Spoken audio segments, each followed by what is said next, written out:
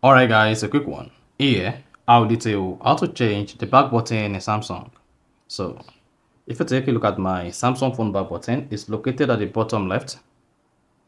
Now, if you want to change this from bottom left to bottom right, then here's a video for you.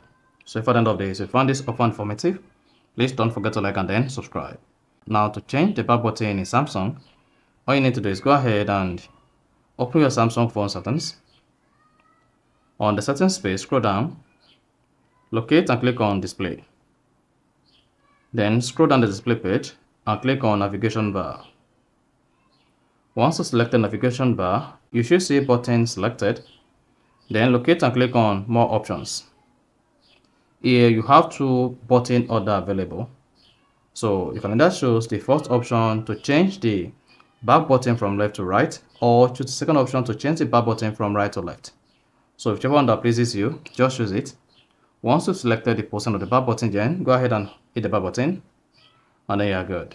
So that is exactly how to change the back button in Samsung. So if you found this offer informative, please don't forget to like and then subscribe.